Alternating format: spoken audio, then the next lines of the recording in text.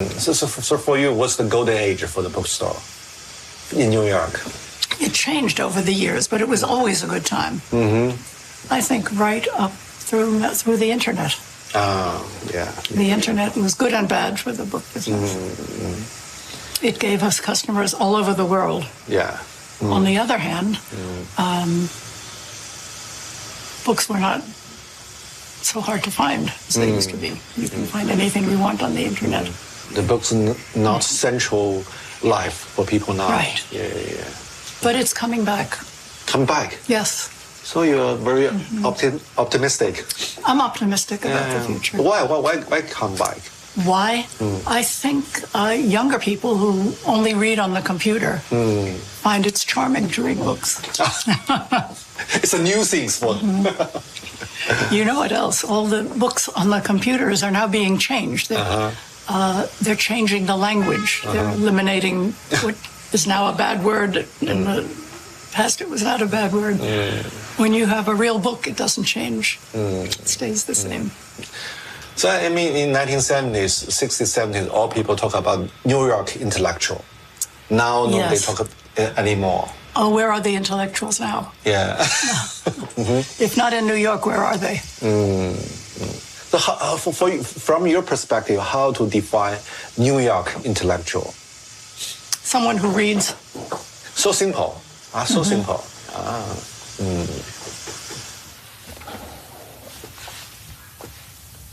Your last movie about Manhattan, about New York. Oh yes. I always had, first, when I was younger, a very romanticized view of Manhattan. The Manhattan of before I was born, I always think of as just the most glamorous place and a very exciting, charming place.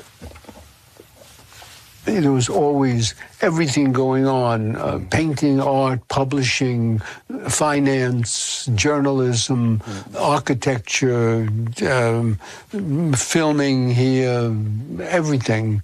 It was really, really tremendous. You know, in New York, you walk down the street, you pass 100 people. This one is in business on Wall Street, and this one works from Argentina and the United Nations, and the next one is a movie star, and the next one is someone who works in a coffee shop who's, I mean, it was so exciting, all walks of life. Now, the city is only rich people and poor people. You know, it's... Now, of course, at this point in time, it's at a real low. This is the lowest I've ever seen it in my lifetime. There's too much garbage, too much crime, too much traffic, too many bicycles, which I really think is terrible. The city is going through a very bad time. I think it will eventually come out of it. I don't think a city like New York, which I put in a class with Paris and London and Rome and the great cities that I've known, will stay down. I think it will revive, but probably not in my lifetime. Excuse me.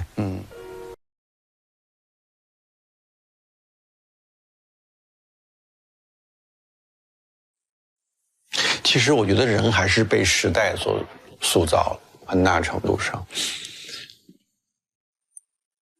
他身上为什么特别有趣嘛？他身上有很多时代的这种 dimension 的展示。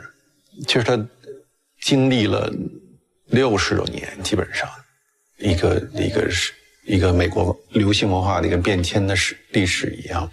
他在里面始终扮演一个存在的一个角色嘛。而且它勾连起完全不同的这些领域嘛，所以这背后，如果你回不到70年代那种精神，或者你就不太容易理解那个安妮霍或者是曼哈顿这样的电影。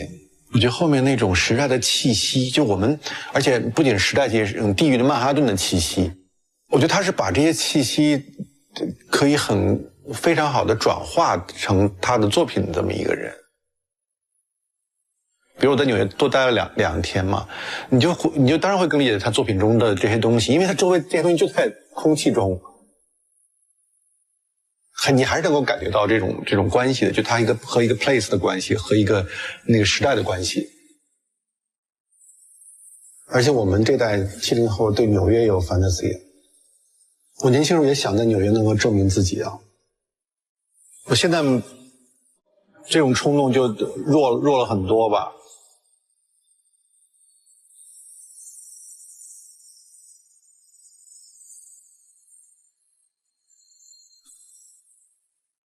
The winner is Woody Allen for Annie Hall. And the Oscar goes to Woody Allen, Midnight in Paris. Congratulates Woody Allen and accepts the Oscar on his behalf.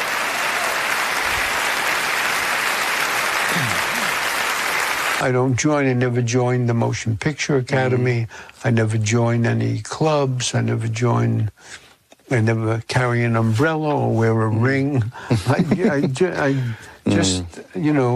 I never lived in Hollywood. I never was friendly with other directors. I mean, I know them, many of them I met, and I like them and they like me, but I never go out with them for dinner or socialize with them.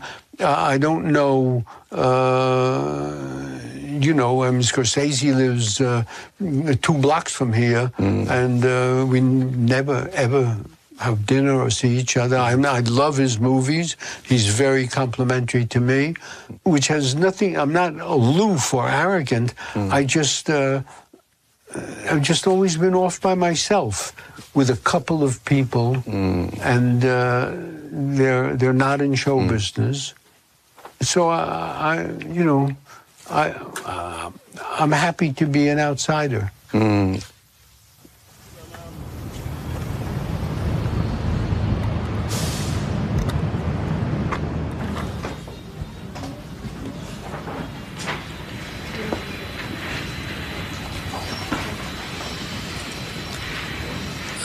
Okay, let's see. I love it. You hear the clarinet in there? Yeah. That would have been Woody Allen's part.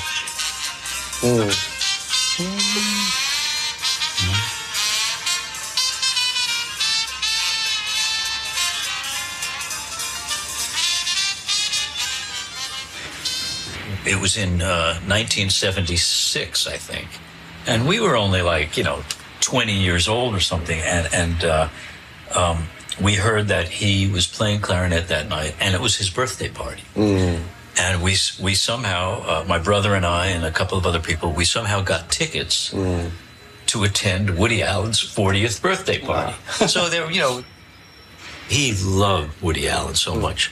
So I said, don't bother him. Don't go up and don't go say hello. I was like, let's just leave the man alone. But my younger brother, he's like, no, I got to meet him. So he ran up to the front, and you know what?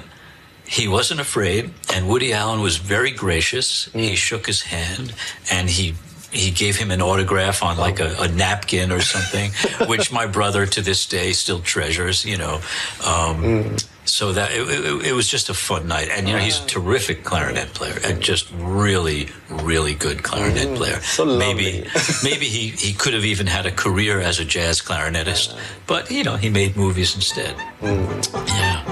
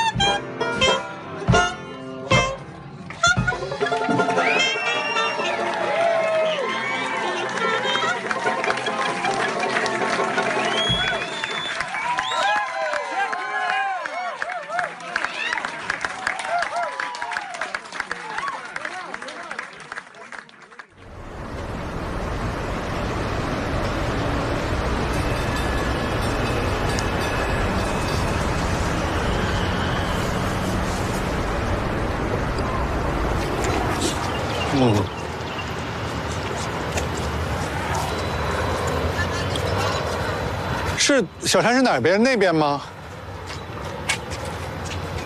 还是那边呢？哎，这儿，我们应该在这儿，不是这儿吗？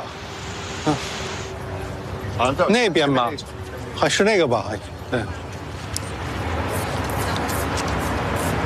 那个吗？那儿吗？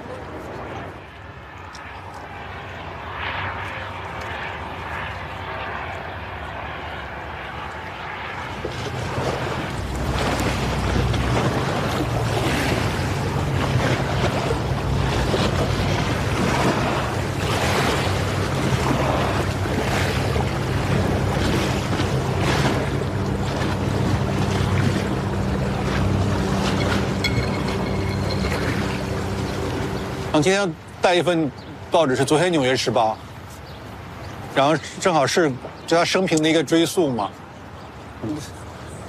咱们先说带我去走一走嘛，因为他不是其实也在给我看看他怎么去这个 fishing the sound 的嘛，去收集这些声音。所以我们沿着那条路一直从他工作室一直走过来的。我觉得既是亢奋的，又是蛮闲散的、悠闲的，然后在街道上面，在河畔边上，它也有点漫无目的的。我印象最深的是那个有点漫无目的的那个情绪，而且对死亡的迫近，对他对人生的态度，其实也发生挺多的改变的。所以他会对自己的青年时代产生重新的理解嘛？他跟我们说，他非常不喜欢年轻时代的自己嘛。他那时候其实无处不在，是个 superstar 嘛。然后到晚年，他的性格发生很多的变化。所以，可能对于伍迪·艾伦来讲，死亡也是他越来越要面对的一个主题吧。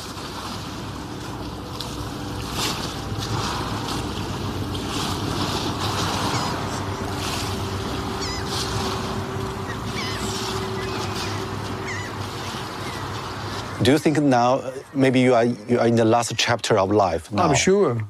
So what's the feeling?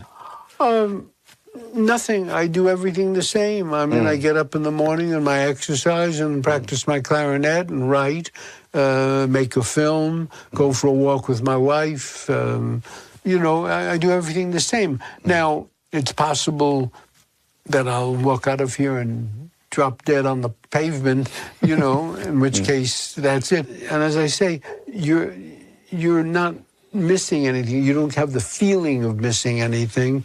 And they said, would you like to live another 100 years? I'm not so sure that's such a wonderful offer. That it's a big bargain. I don't know if it's worth it. Einstein said, you go around once, and once is enough. So I feel that way too.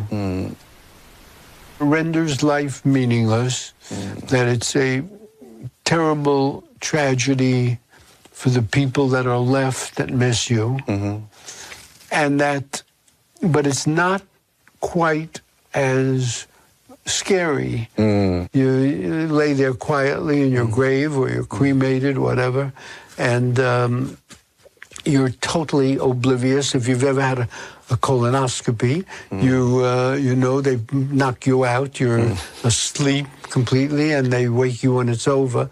But you're out. When you go to sleep at night, you're out, and it's fine. You're not someplace where you're missing people, or you're left out of anything, or you're catering to your separation anxiety. You're just oblivious. You don't exist. And the way things are, you find out toward the end of your life, it's not so terrible not to exist. That existing is not all you think it is, what it's cracked up to be.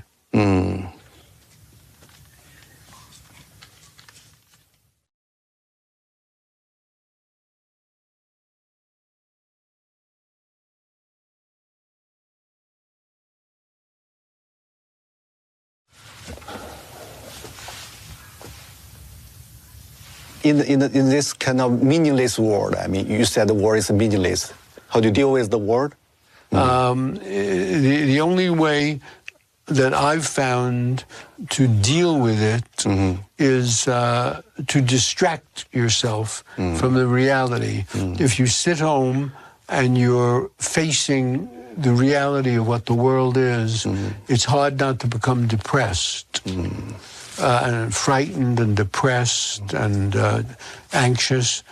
But if you always distract yourself. You watch a movie,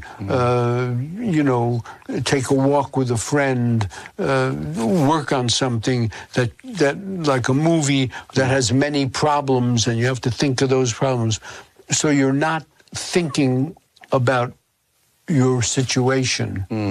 And to the degree that you can distract yourself, you're okay. You can, not think about it. And the trick is to try not to think about it, because thinking about it only leads to depressing thoughts. So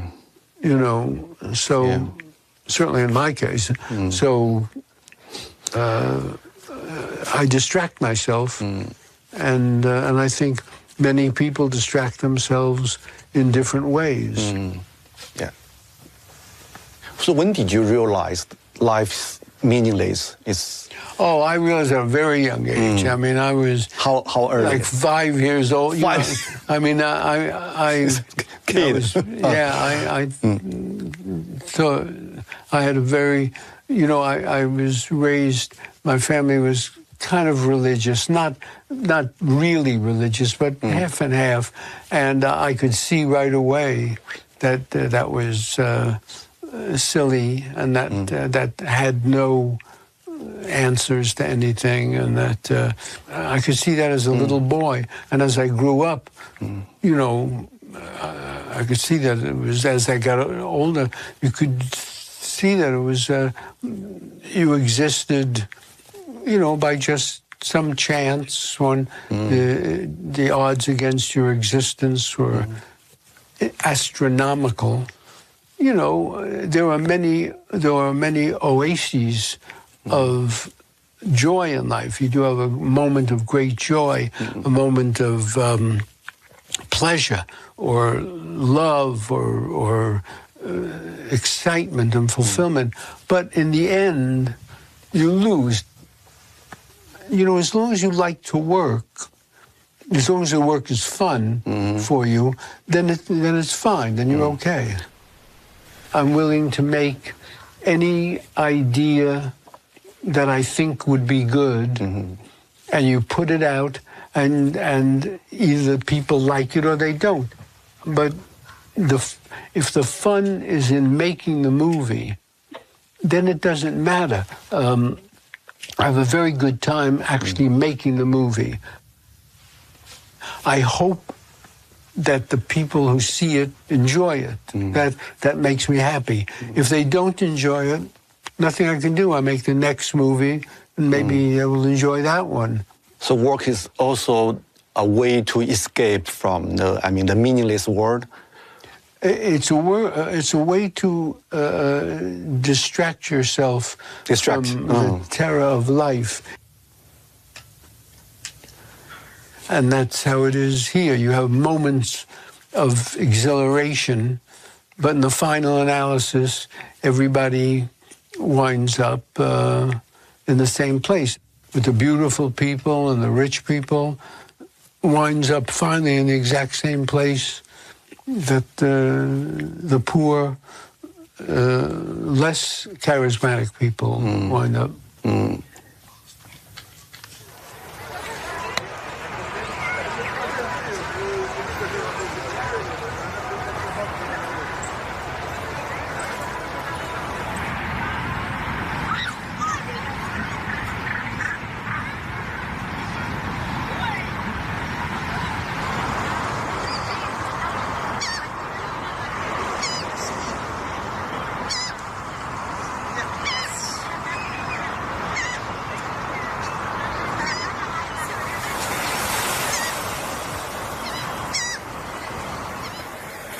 我这样像一个不断在拍打水面这个浪，一直在拍，都拍了60年了。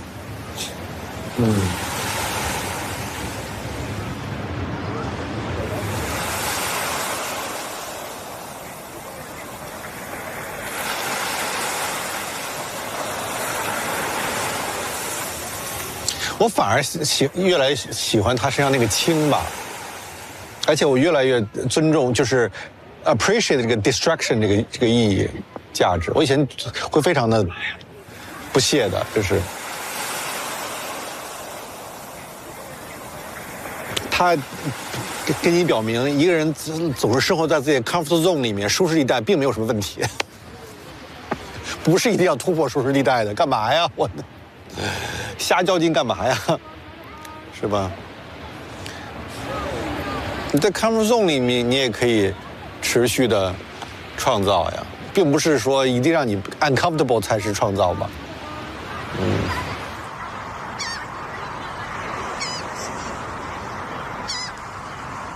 Time's up. Sorry, I want to ask, but time's up.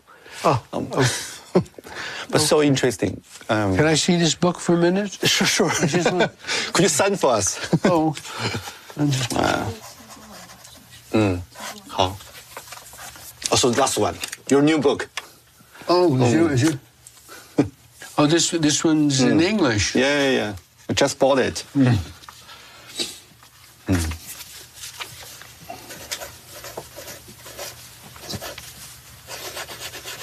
Thank you so much. I'm glad to. Thank you for coming out. Do you leave and go back to China now? Yeah. It's a long airplane trip, yes? Yeah, long, very long. Yeah. See